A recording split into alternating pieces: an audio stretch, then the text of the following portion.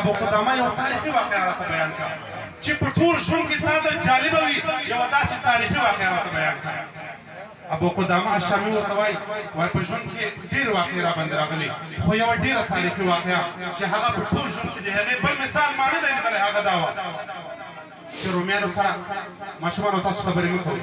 رومیانو سره د رومیانو په مقابل کې جهاد ته روان وم ملګري مې راټول کړل په یو ځای کې رقه نومې ښار مسجد نبوي سره رقه نومې ښار ته لاړلو اسلحه را سره ډېره وه دا مو په شا باندې نه سوی وړلی ملګرو سره مې مشوره وکړه چې یو اوښ به واخلو یا به یو اس واخلو دغه اسلحه به په اس ځان سره یوسو وایي چې کېناستلو ملګري اوښ یا د اس اخیستلو پسې ولېږل زه په مسجد کې ناست وم ګورم چې یوه زنانه راغلله او یوه عجیبه رسۍ ورسره ده څوک ورته رشمه وایي څوک ورته رسۍ وایي څوک ورته پړی وایي دا ورسره ده وایي ما ته راکړه چې ابو قدامه الشامي زه یو مسلمانه ښځه یم ډېر مسؤلیت لرم خو دا چې بچ شته مې وس نه کېږي خاوند مې هم په دې لاره کې په جهادي مبارزه کې قرباني ورکړې ده شهید شوی دی بل څه مې له وسه نه کېږي دغه یو وړه رسۍ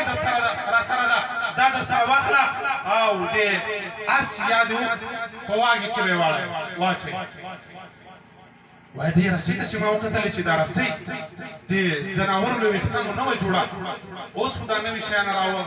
راووتل د مشرانو ته معلومات د پخوا به د دې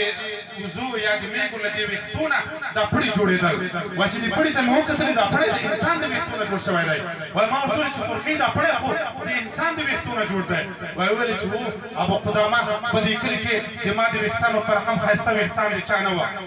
زه یوه پېغله وم یا یوه ځوانه ښځه وم یوه مسلمانه ښځه وم ما له ځان سره سوچ وکړه که د قیامت په ورځ الله رب العالمین راته وایي چې تا د اسلام د دفاع لپاره څه قرباني ورکړې وایي زه لاجوابه وم که قرباني مې ورکړې خاوند مې ورکړې ده ما خو نه ده ورکړې که قرباني ورکړې ده ما وروڼو ورکړې ده ما خو نه ده ورکړې وایي ما وویلې چې زما په بدن کې بهترین او حسین شی مې ویښتان دي دا مې قطع کړل په خاورو مې وسولول چې دا ونه پېژندلی شي دا در سره واخله او د دې په خاطر مې وکړل چې د قیامت په ورځ باندې د خپل ځان دپاره یو دلیل او یو حجت جوړ کړم دا مسلمانه خورکۍ وه دا خورکۍ له دې هر یو ځوان نه په جسماني لحاظ باندې قوي وه دا ځوانان په باندې قوي دي هغه کې کمزورې وه دا خورکۍ په مادي لحاظ باندې هم له داسې نه ضعیفه وه خو د قیامت په ورځ د خپل ځان دپاره د حجت په خاطر د خپلو ویښتو قرباني ورکوي او بیا راته چې وړوکی بچی مې د هغه هم تللی دی ګیا پسې چې کله راشي هغه به هم در ولېږم بهترین اس چلوي دا واقعه را لنډوم ډېره مفصله واقعه ده وایي دا خبره موږ ورسره ومنله اسلحه مو واخیستله اوښ مو واخیسته روان سو چې ګورو شاته یو اس باندې یو تلکی ځوان 15 کلن ځوان ډېر تېز راخوشې ده او نارې وایي چې کاکا جان لږ ودرېږه چې ودرېدم ګورم چې دا ځوان راغی او له پوزې نه نقاب داسې څادر تاو کړی دی وایي ما ورته ویلې چې څوک یې وایي ویلې چې کاکا جانه تا سره جهاد ته ځم وایي ما ورته ویلې چې بچې ته څادر یې ایسته کړه چې ته وړوکی یې که غټ یې که چېرته وړوکی یې لاړ شه د مور خدمت دې وکړه که د پلار ژوندی د پلار خدمت دې وکړه وایي ویلې چې کاکا جانه زه د هغې مورکۍ زوی یم چې تا دې د خپلو ویښتو نه جوړه رسۍ درکړې وه وایي چې کله یې څادر اخوا کړه یو بهترین ښایسته او حسین ځوان وه وایي ما ورته ویلې چې بچې وړوکی پلار خو د شهید شوی لاړ شه د مورکۍ خدمت دې وکړه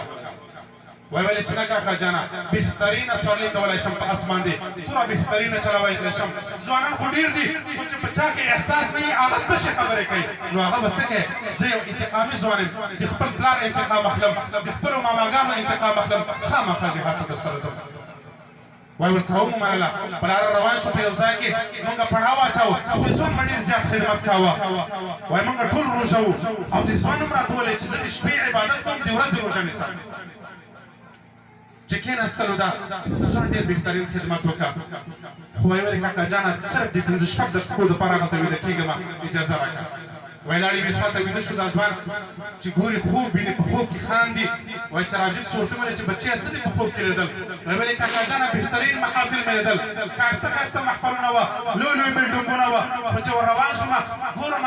یوه حوره پکې ناسته ده او ما ته یې غږ وکړه چې دا ستا کور دی د مرضیې په نام باندې خپل نوم یې هم راته یاد کړی وای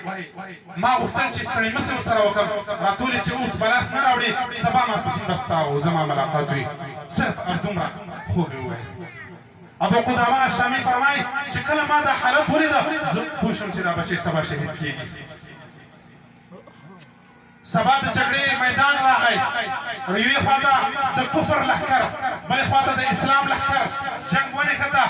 د یوې دوو پنځو لسو دقیقو نه بعد یو چا غږ راته وکړ چې ابو قدامه یو ځوان دې غواړي چې ورغلم ګورم دا ځوان په وینو باندې رنګین پروت دی او راته ویلې چې ابو قدامه ودې پېژندلم ما ورته ویلې چې نه ویلې چې د هغې مورکۍ زوی یم چې تا ته یې رسېدل کړې وه دا خبره د ما او د ده ترمنځ یوه نشانه وی وه چې کله به هم مانه دی غلط سو دا به راته ویلې چې هغه مورکۍ زوی یم وای په دې حالت باندې پروت و راته ویلې چې ابو قدامه کله چې زه له کوره راروانېدم مورکۍ مې ما ته یوه خبره کړې وه چې بچی ګوره د جنګ په میدان کې شاته رسي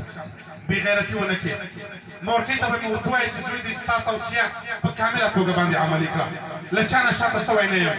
زیات کافران مې مردار کړي دي او همدغه د خپله قرباني مې ورکړې یوه خبره یې بله هم راته کړې وه چې بچیه که چېرته زما حلالې شودې دې رودلې وي بېرته به ما ته روغ نه راځې ته زما له خوا نه هدیې رب العالمین ته قرباني ورکړې او بل خبره دا راته وکړه چې وړوکې خورکۍ مې ده چې کله هغې ته ورشي ورته ووایه چې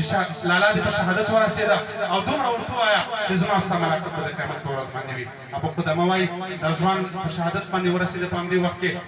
دی مو دفن کړه بېرته چې کله هغه کلي ته راغللو هغه وړوکې ماشومه په لاره کې ولاړه ده یو مجاهد نه پوښتنه کوي چې زما لالا څه شو بل نه پوښتنه کوي زما لالا څه شو بل نه پوښتنه کوي خو ټولې نه پېژني وایي دا ماشومه چې ما ولیدله راغله ورته ویلې چې لورکۍ څه کیسه ده وایي راته ویلې چې زما یو لالا تاسو سره جهاد ته تللی و هغه څه شو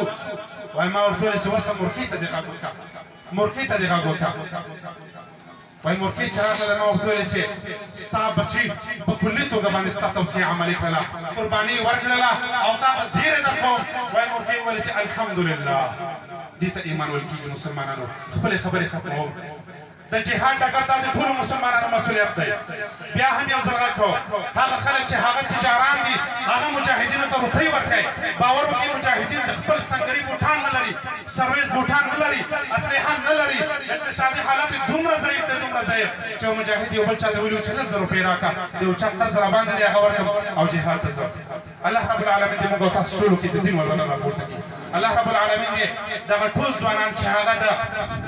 بإحساسي په خوب باندې ویده دي هغوی کې د احساس او ضمیر را ژوندی کړي وأفوض أمري إلى الله إن الله رؤوف بالعباد